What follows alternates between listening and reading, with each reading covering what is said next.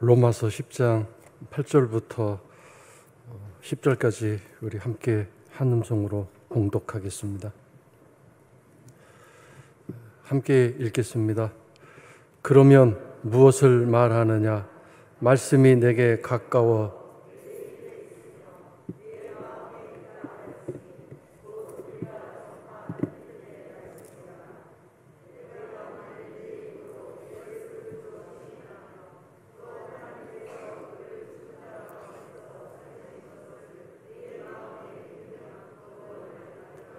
사람이 마음으로 믿어 의에 이르고 입으로 시인하여 구원에 이르느니라. 아멘. 먼저 입으로 시인한다는 게 얼마나 중요한가를 다시 한번 기억하고, 오늘 우리들이 예수님을 주라고 입으로 시인하는 것이 또한 어떤 의미가 있는지 다시 한번 깨닫고 마음에 새기는 오늘 함께 나누는 시간이, 말씀을 나누는 시간이 되었으면 좋겠습니다. 자, 근데 9절에 만일이라는 단어가 우리의 눈길을 끕니다. 만일이라는 단어는 무엇을 의미합니까?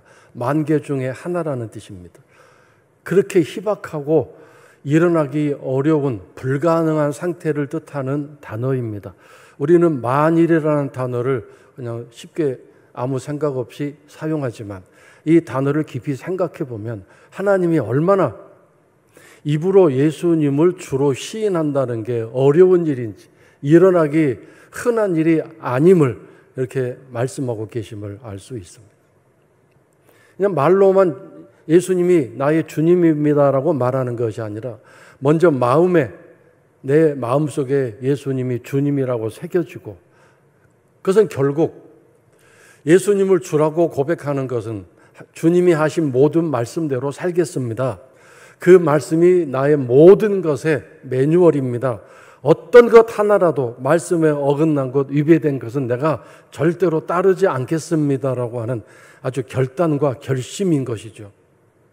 그것은 어떤 강제적으로, 강압적으로 이루어진 것이 아니라 내 눈이 열리고 내 마음이 열려서 주님을 사랑하는 마음이 불같이 일어남으로 인하여서 생기는 결단이고 결론입니다. 자발적인 일이죠. 그런 가운데서 내가 예수님을 주라고 시인하는 것은 내 모든 삶에서 내가 철저하게 주님께서 말씀하신 대로 살 것입니다라는 고백인데, 이것이 얼마나 어려운 일인지, 드물지 않은 일인지, 드문 일인지라고 말해야 맞겠군요. 드물지 않다라는 말은 흔하다는 얘기니까. 하나님도 그걸 알고 계십니다.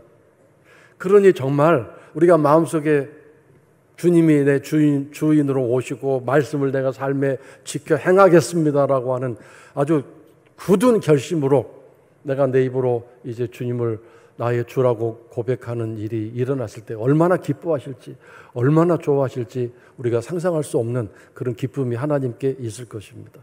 또 한 가지 충격적인, 우리가 이 말씀을 통해 깨달아야 할 사실은 구원을 받으리라고 했는데 구원의 완성을 말합니다. 즉 천국 들어가는 일을 말합니다.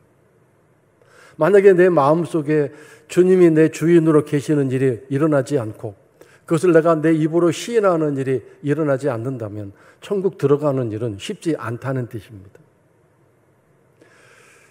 내가 내 입으로 예수님을 주라고 시인하는 것은 이 기도의 자리, 예배의 자리에서가 중요한 게 아니라 내 삶의 현장에서 그렇게 해야 된다는 것을 말씀드렸습니다. 주님이 나의 주인이시기 때문에 내 감정, 내 기분, 내 시간, 내 물질, 내 머리부터 발끝까지 모든 것의 주인이시기 때문에, 또 내가 가지고 있는 모든 생활의 도구들, 내 가정에 있는 모든 생필품들, 내 가족들, 내 가진 모든 것이 주님의 것이기 때문에 주님의 뜻대로 그것들이 이용되어지고 사용되어져야 함과 동시에 내가 내 감정과 기분대로 행하고 싶고 내가 마음속에 일어나는 또 다른 그런 생각을 따라서 행동하고 싶을 때에도 그것이 주님의 뜻이 아니라면 그것을 거부하고 그것을 싸워 이기면서까지, 싸움이라고 했죠. 싸움. 이 싸움에서 끝까지 이겨서 주의 뜻대로 내가 순종하겠습니다라고 하는 그런 결단이고 또 결심이기 때문에 이게 얼마나 중요한 고백인가를 다시 한번 깨달아야 되겠습니다. 사실 우리가 일상적인 삶에서 주님이 나의 주인입니다. 그래서 내 성질도, 내 기분도, 내 시간도 주의 뜻대로 사용되어지고 또 그렇게 사용되어질 수 있도록 순종하는 일이 얼마나 어려운지, 그래서 만일이라는 단어를 쓰신 것 같습니다. 천국에 들어가는 일은 이 땅의 삶을 마치는 날 이루어질 것이기 때문에 우리가 그것이 당장 눈앞에 닥쳐진 일이 아니기 때문에 긴장감도 없고 또 그것에 대한 절대적인 필요성을 느끼지 못할 수 있겠지요. 그러나 믿음이 굳게 세워지고 내 안에 주님이 분명히 계신다면 이제 저는 다음 주일에 그렇게 소망하며 살아가는 삶이 무엇인가를 상상이라는 단어로 이제 말씀을 준비하고 있는데, 상상. 하늘나라가 멀리 있는 것도 아니고 희미한 것도 아니고 막연한 것도 아니고 분명하게 우리 눈앞에 펼쳐지게 될 것이고 마치 눈앞에 보는 세계처럼 부인할 수 없는 가상현실이 아니라 실제적인 현실로 우리 마음속에 와서 이렇게 새겨지게 될 것이고 그 고향, 내 본래 나라인 천국으로 들어가는 그날을 꼭 손꼽아 기다리는 그런 하루하루의 이 땅의 삶이 될 것입니다. 마치 요즘은 그런 생각이 별로 없을지도 모르겠습니다만 명절이 되면 고향으로 가서 부모님 만나고 일간 친척 만날 그 기쁜 날을 손꼽아 기다렸던 그런 자녀들처럼 소망이 또 내 안에 주님이 계시면 그 하늘나라가 분명히 내 안에 새겨지게 되고 그 천국 가는 일에 대한 소망이 이 땅의 삶에서 거기에 너무 빠져들지 않도록 우리를 이끌어주고 붙잡아주는 강력한 믿음의 지표가 되고 등불이 될 수 있을 것입니다. 여러분 마음속에 저 하늘나라가 분명하게 보이고 저 내가 들어갈 그 내 고향 하늘나라가 가상현실이라거나 어떤 희미한 나라가 아니라 분명하게 내 눈앞에 펼쳐지고 그것이 내 가슴속에 분명하게 새겨져 있는지 다시 한번 생각해보고 점검해 봐야 될 것입니다. 그렇다면 우리는 이 땅의 이 짧은 한순간의 신앙생활이 얼마나 귀하고 소중한지를 다시 한번 깨닫게 될 것입니다. 우리는 언제 이 땅의 삶을 마치게 될지 알 수 없습니다. 누가 알겠습니까? 내 나이가 지금 50대니까 아직 나는 많이 남았어라고 누가 그렇게 자신할 수 있습니까? 어느 누구가 나는 80대에 이 땅을 마친다라고 누가 장담할 수 있겠습니까? 그건 알 수 없는 일입니다. 이 땅에 우리에게 주어진 시간이 오직 하나님만이 아실 수 있는데 그 시간 안에 열심히 저 하늘나라를 꿈꾸며 살아가는 희망찬 발걸음이 된다면 결코 하루하루의 삶이 힘들고 어려울 것만은 아닐 것입니다. 오늘 말씀에 있는 것처럼 내가 만일 내 입으로 예수를 주로 시인한다. 이게 얼마나 엄청난 이야기인가를 다시 한번 생각하시고 주님이 나의 모든 주인이십니다. 내 통장의 주인이십니다. 내 자녀의 주인이십니다.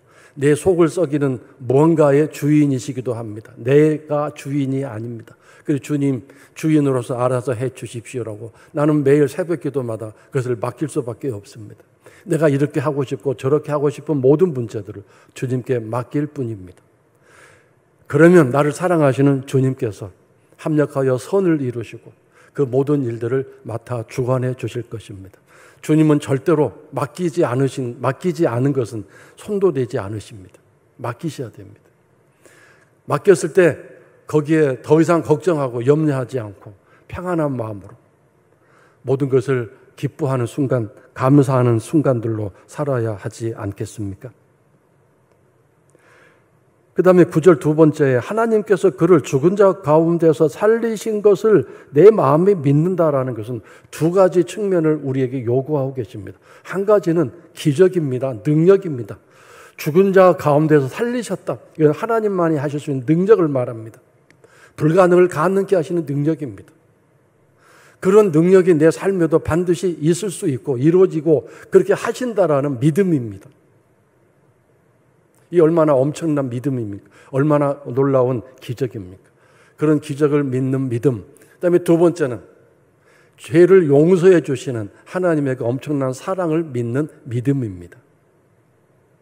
그래서 이 죽은 자 가운데서 예수님을 살리셨다.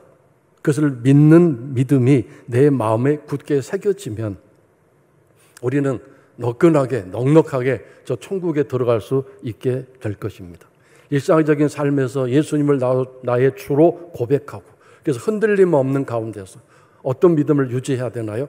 죽은 자 가운데서 예수님을 살리신 그 능력, 그 기적이 내 삶에도 이루어질 수 있고 하나님이 그렇게 허락하실 것이라는 담대한 믿음을 가지고 나아갈 때 이 땅의 삶에서 하나님의 그 구원의 능력을 체험할 뿐만 아니라 저 천국에 들어가는 일도 넉넉하게 우리에게 허락하여 주실 것입니다. 이런 놀라운 소망의 삶이 천국의 입성으로 결과를 맺는 성도 여러분의 하루하루 신앙생활 될 수 있기를 주의 이름으로 축원합니다. 성경 구절 에레미야서 9장 찾아보겠습니다. 9장 23절 24절입니다.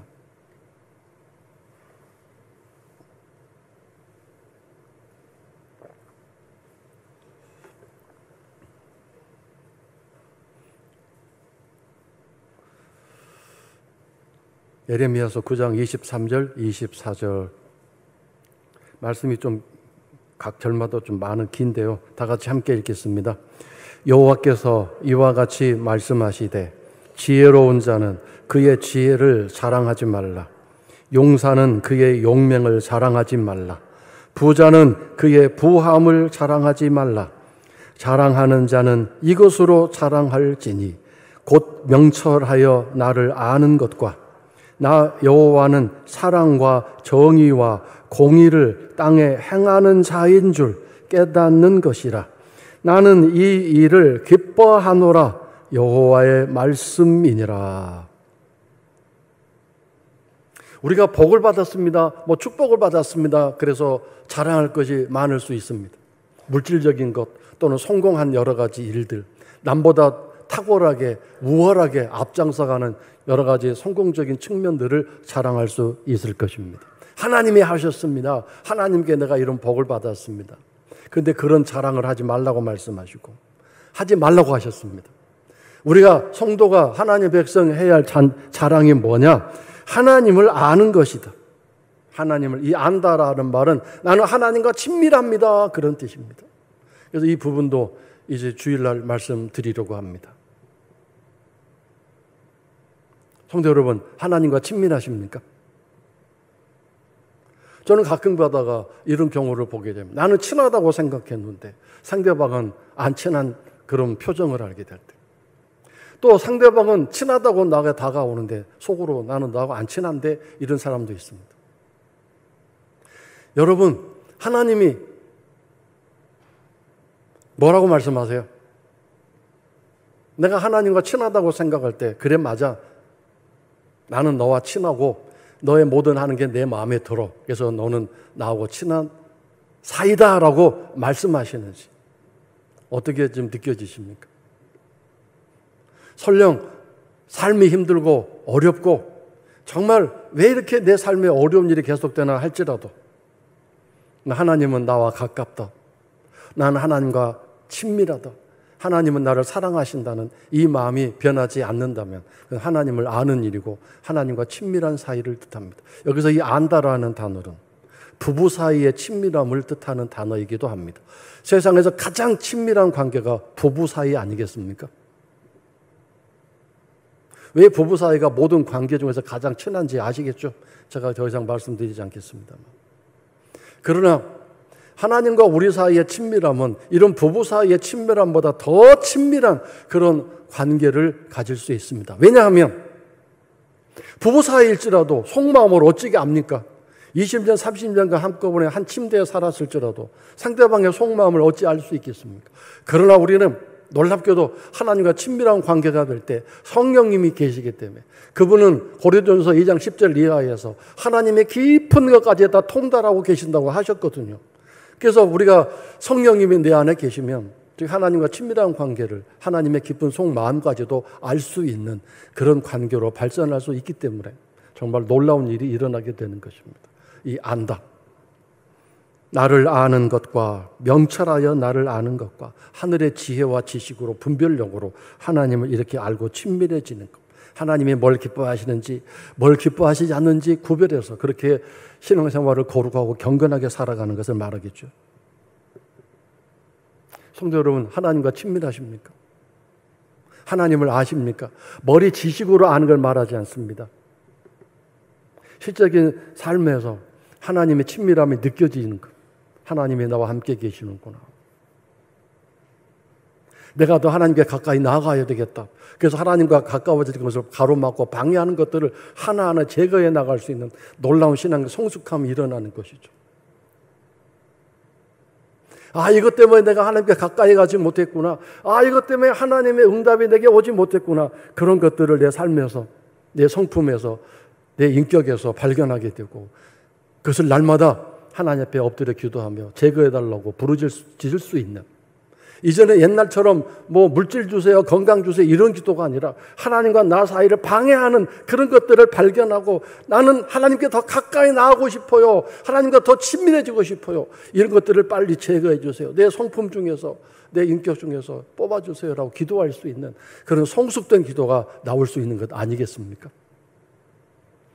하나님을 알자, 더 힘써 알자라고 호세아 선지자가 부르짖었던 것처럼 우리가 하나님을 알기 위해서 더 열심히 기도하고 하나님 말씀 묵상하고 그 하나님의 친밀함을 중매하고 알선해 주시는 성령님의 인도하심을 따라서 매뉴얼을 늘 숙지하고 하루하루 살아갈 때 주님이 나의 친구가 되어주시는, 아버지가 되어주시는 그 기쁨과 담대함이 우리 마음속에 있을 때 어찌 그것이 천국의 삶을 살아가는 성도의 삶이 아니겠습니까?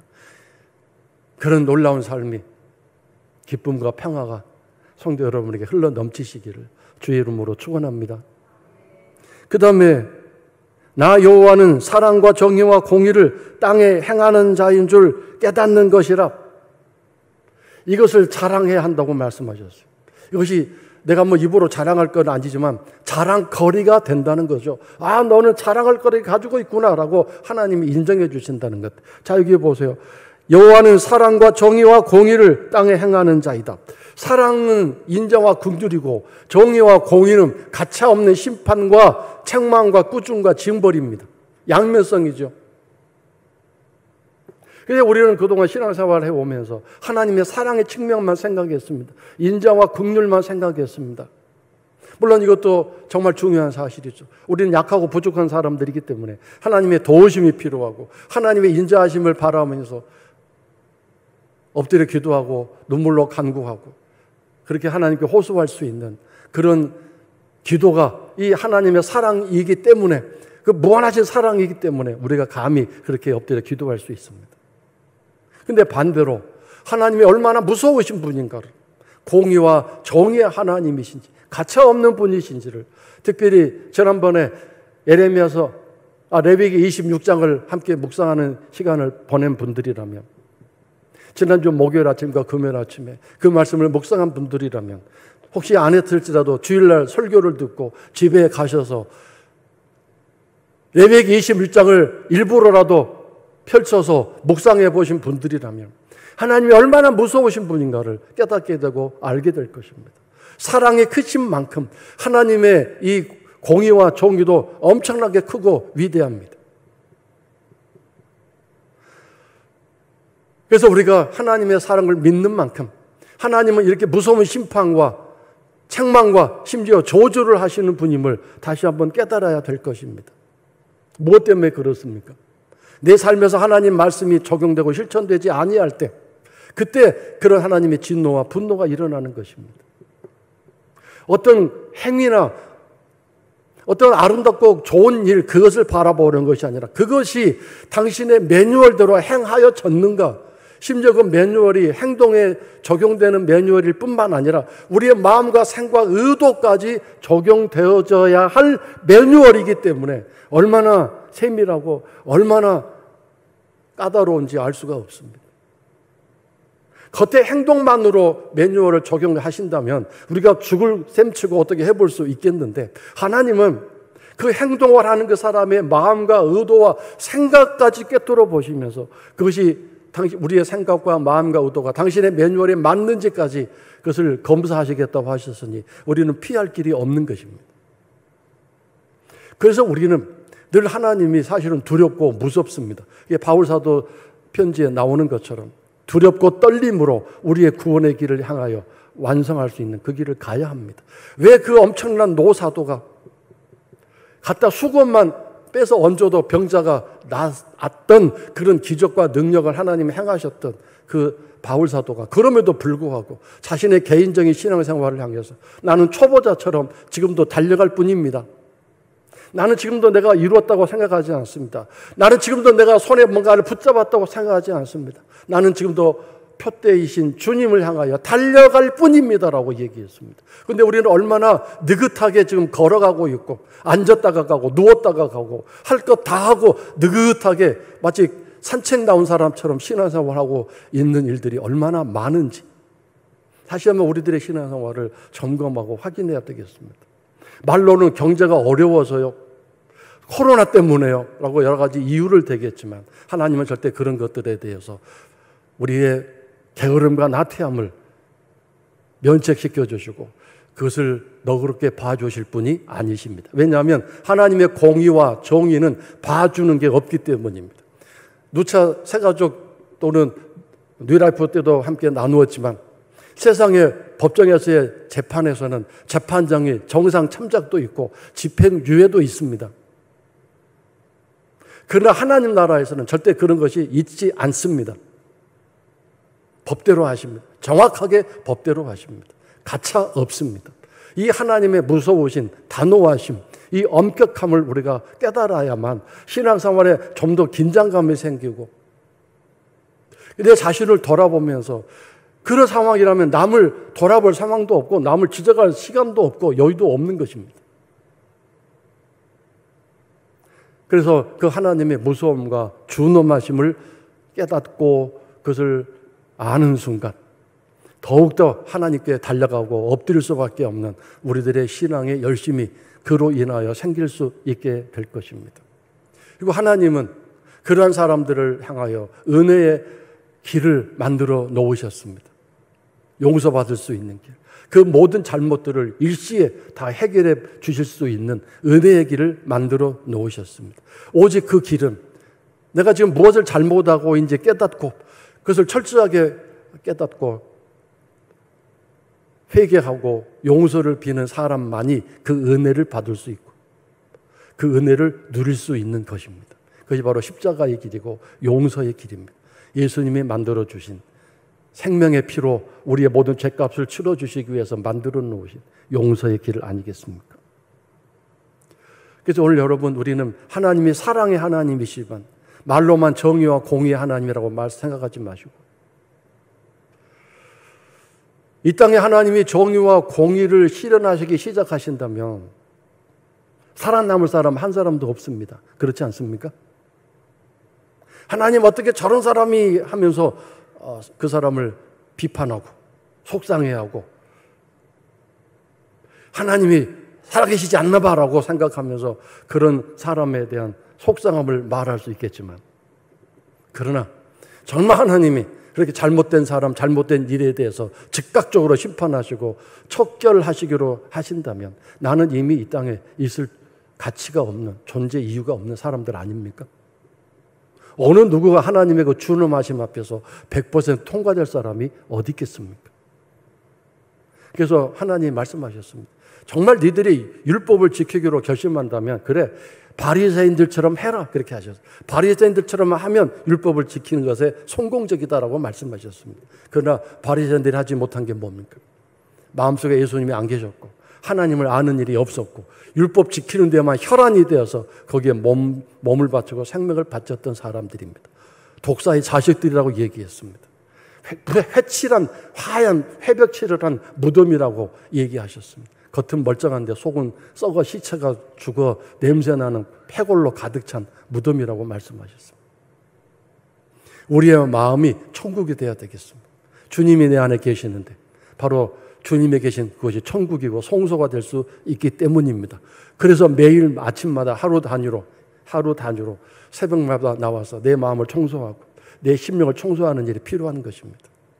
그래야 내 마음에 다시 새로운 하나님의 인자와 긍휼이 새롭게 부어지게 되고 그날 하루를 살아갈 수 있는 일용할 양식, 하늘의 만나를 먹고 살아가는 것 아니겠습니까?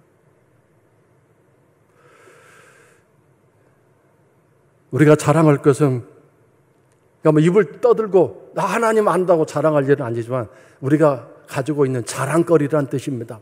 너는 자랑거리를 가지고 있구나. 어떤 자랑거리?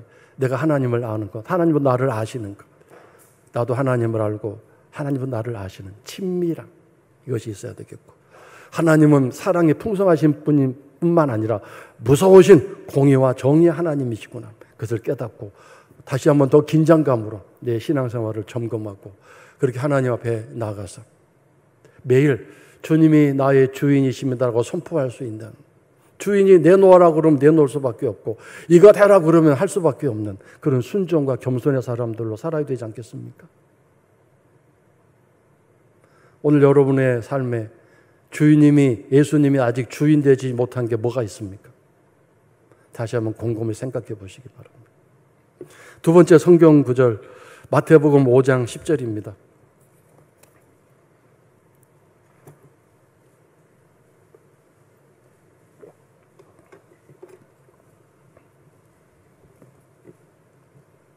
다 같이 함께 읽겠습니다. 의를 위하여 핍박을 받은 자는 복이 있나니 천국의 그들의 것임이로다. 11절, 나로 말미암아 너희를 욕하고 박해하고 거짓으로 너희를 거슬러 모든 악한 말을 할 때에는 너희에게 복이 있나니. 12절, 기뻐하고 즐거워하라. 하늘에서 너희의 상이 큼이라. 너희 전에 있던 선지자들도 이같이 박해하였느니라. 의를 위하여 박해를 받는다. 이것이 팔복의 마지막 단계인데요. 의를 위해 박해를 받는다는 게 뭔가요? 박해라는 말을 너무 어렵게 생각하지 마십시오.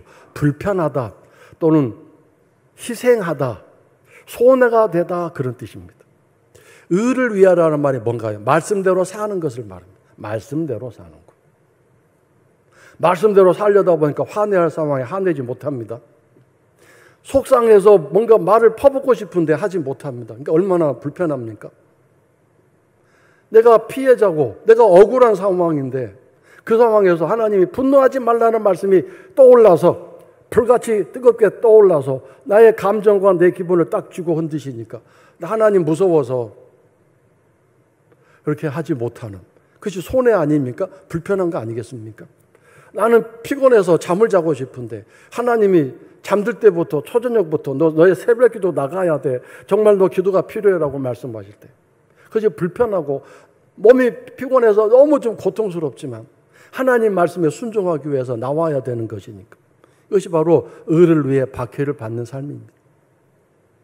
말씀을 위해서. 왜냐하면 여러분, 말씀대로 사는 것이 절대로 행복하고 평지에 달려가는 그런 순풍의 돛담배처럼 살아가는 삶이 아닙니다. 예수님을 나의 주인이라고 고백하는 순간 이런 불평과 손해와 희생을 감수하겠습니다라고 생각하고 인정하고 고백하는 것과 똑같기 때문입니다. 내가 예수님을 나의 주인입니다라고 고백하고 시인하는 순간 그것은 내가 원수를 용서할 뿐만 아니라 사랑하겠습니다라고 하는 선언이고 결단이기 때문에 그렇습니다. 그런데 예수님이 나의 주인이십니다라고 예수님, 주님 불러놓고 부부싸움에서조차도 남편을, 아내를 용서 못해서 마음속에 꽁하니 가지고 있는 그런 모습들이 어떻게 예수님을 주라고 고백한 그런 성도의 모습이고 삶이겠습니까? 그냥 거짓말이고 가짜 아니겠습니까? 그 순간에는 그렇게 화를 내도 괜찮다. 그런 상황에서는 네가 한만 말을, 그냥 10만 말을 뱉어도 괜찮다. 이렇게 예외적으로 성경 말씀 어디에 이렇게 써놓으신 적이 있습니까? 없습니다. 그래서 이 의를 위해 박해를 받은 자는, 받은 자라고 그랬어요. 받은 자. 과거형이에요. 얼마나 멋진 말입니까? 복이 현재 있는 사람이다. 천국이 그들의 것이다. 첫 번째에서도 심령이 가난한 자는 천국이 된다고 그랬는데 이때는 백성으로서의 천국의 소유가 되는 것이고요. 여기 10절에서 천국은 어떤 사람의 천국이냐면 그 7번째 화평하게 하는 자는 복이 있나니 하나님의 아들이라고 그랬잖아요. 여기서 하나님의 아들, 아무나 하나님 아들 되는 거 아니죠? 하나님의 아들이니까 하나님 뭐가 돼요? 아버지가 된다는 뜻인데 아무에게나 하나님이 아버지 되는 게 아니죠. 화평케 하는 사람이에요. 화평케 하는 사람. 아, 옳은 일 한다고요? 만든 일 한다고요? 그러면서 이렇게 불화를 만들어내고 싸움을 만들어내는 이건 절대 아닌 것이죠. 심판하실 주님이, 재판하실 주님이, 심판의 주님이 오셔 심판하셨나요? 십자가에 덜거덕 죽으셨잖아요. 화평케 하기 위해서.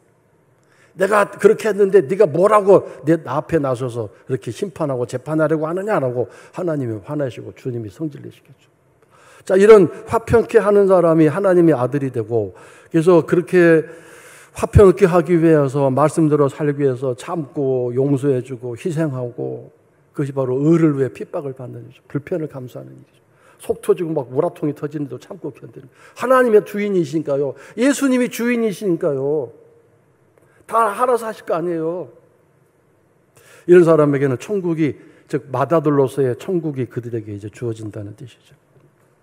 자, 11절에 나로 말미암아가 또 그런 뜻이 나로 말미암아 즉 예수님을 믿느라고 예수님이 주인 되심을 시인하며 사느라고 져주고 희생하고 양보하고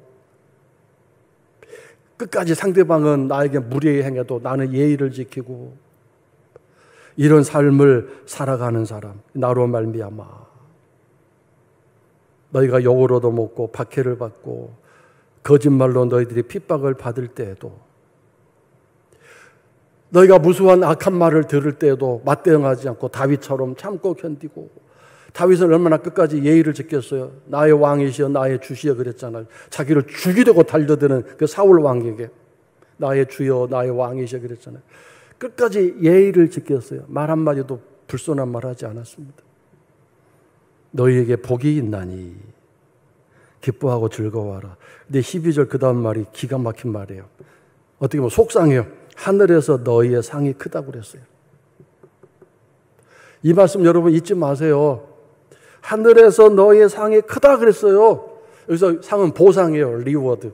그런데 여기다가 하나 덧붙여서 땅에서도 하늘에서도 얼마나 좋을까요? 근데 땅이란 말은 싹 빼주고 하늘에서 그랬어요. 사실 좀 기운이 좀 처지고 어깨가 처지는데요. 안 그러세요?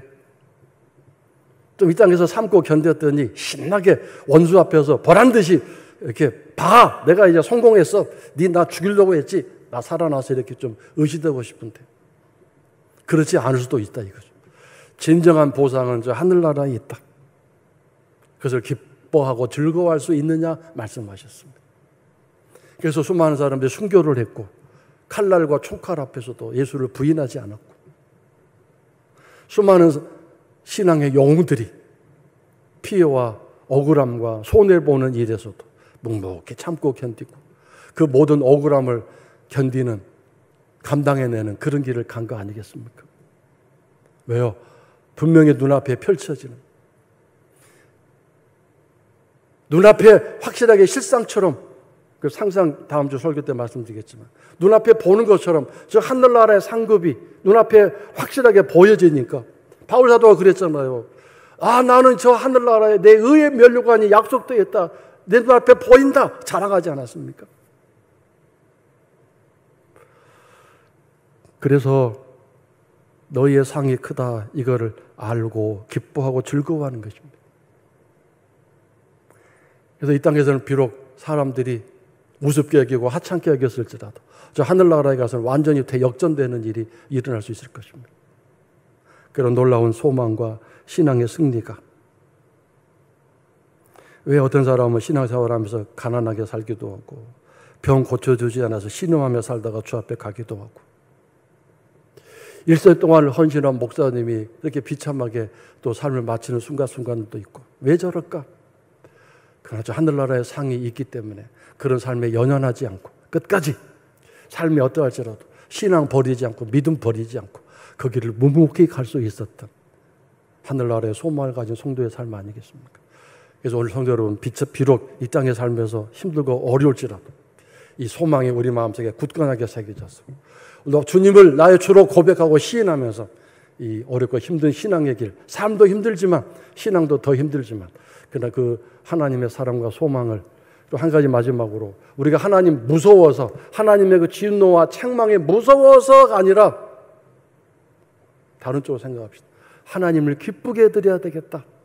하나님을 기쁘게 해드려야지. 이런 마음이 우리에게 더 많아져서 하나님 무서워서가 아니라 하나님을 사랑하는 마음, 기쁘게 드리고자 하는 그 마음으로 힘들고 어려운 신앙생활 그러나 믿음으로 승리하시고 저 하늘나라를 눈앞에 펼쳐보는 것처럼 이렇게 담대하게 성공하며 살아가실 수 있는, 제가 그 찬송가를 또 놓고 왔어요. 악보 있으면 하나만 갖다 주세요. 이렇게 승리하시며 살아가시는 우리 성도 여러분 되실 수 있기를 주의 이름으로 축원합니다.